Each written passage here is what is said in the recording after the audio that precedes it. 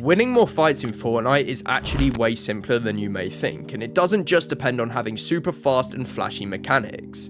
In this video, I'm going to share with you some new fighting moves and mechanics updated for Chapter 6 that you can learn, which pros use on a daily basis to help them win more fights quickly. If you do find this video helpful, please do drop a like and subscribe for more content just like this. Okay, so starting off with basic with the three main peaks that you should be using. First up, we have the simple window edit. Now notice that the middle window edit is actually larger than the side window edit, so when making a window edit peek onto your opponent, you always want to make sure you use a side window edit and try and right hand peek them like so.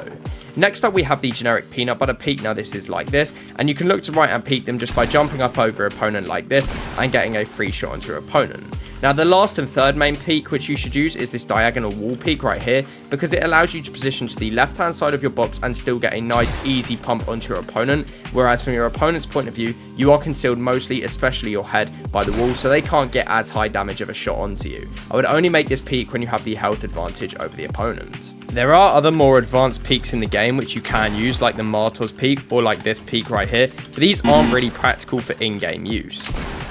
So now moving on to part 2, this is the most commonly misplayed scenario in Fortnite, and it's where you have both the floor and the cone on your opponent when they are below you in the box. Now what people do is they often have the floor and the cone, they edit a tile, and then they drop down into the box of the opponent and try and pick off the kill this way. But this is a massive misplay, as by dropping down you end up getting a 50-50 into your opponent. So I'm going to show you two ways which you can play this to avoid taking a 50-50. So the first way you can play this scenario when you have the floor and the cone is by simply editing the floor and the cone and pretend you have the piece. You want to edit the corner of the cone up like so, and then edit 3 tiles of the floor right here, and this allows you to get a nice peek onto your opponent who might be in the back of the box right there, and then you can get a nice protected peek onto them, because if you drop down it's actually really hard to get an angle onto your opponent right here, because if you shoot you're just going to pump the floor instead of pumping the opponent's head. Now you can do the second way of this, and that's by editing the floor and the cone like so, and if you notice that the opponent has nothing in their box when you edit in, then you want to place a ramp in their box and edit this ramp diagonally.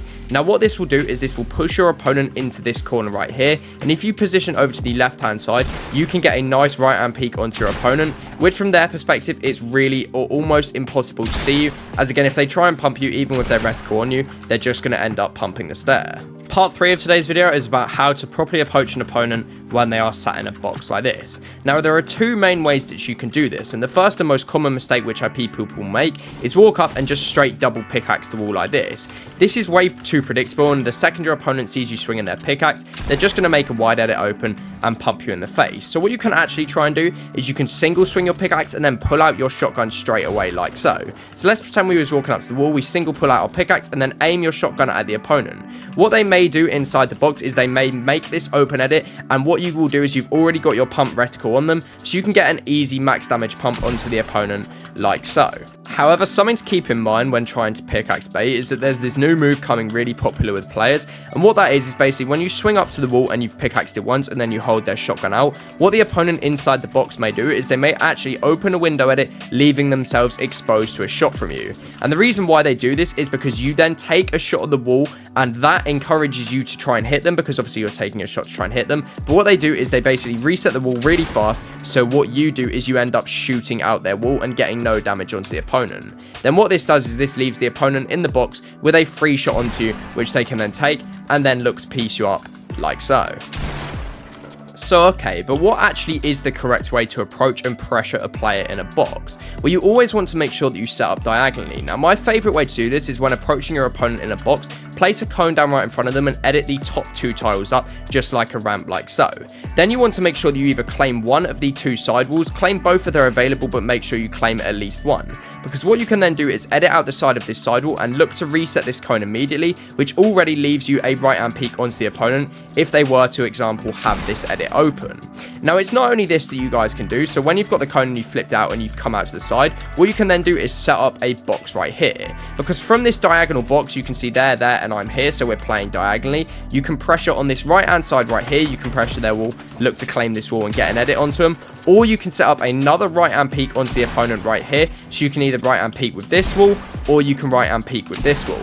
Now the advantage to this will, of course, like we showed, is the right hand peak, but the advantage to this one again is that say your opponent has an open edit just like so, you can actually see through and pump them. As you guys can see, I can shoot through here if I'm to use my pump shotgun, but when you go to the other side and you look from their POV, they cannot pump you. All they end up doing is pumping out your wall.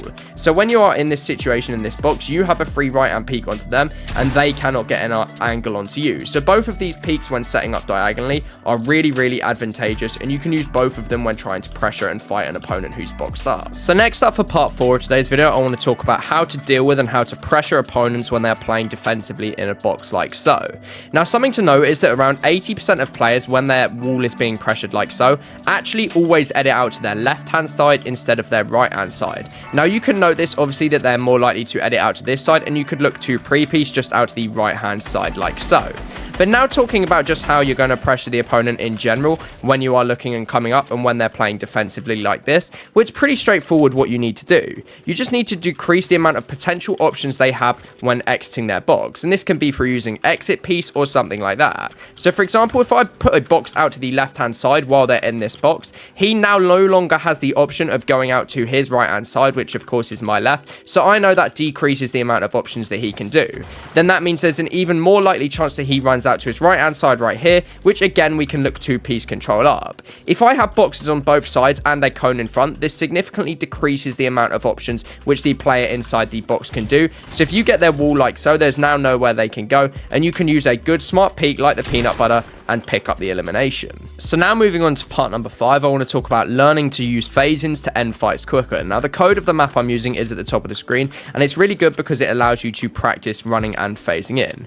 Now running and phasing in is not easy, so you have to try and time your shot correctly so that you can get into the box and then get a free shot onto your opponent if they was in the box. This map has a bunch of different ones which you can use, ranging through, for example, infinite phasing through the floor. So what you've got to do is you've got to jump and then time your shot correctly so you phase right through onto the opponent and get a free shot onto them, and you can again just continually practice this, and it's quite hard to learn. I'd recommend spending quite a long time in it and incorporating this into your warm-up routine. Again, the code is at the top.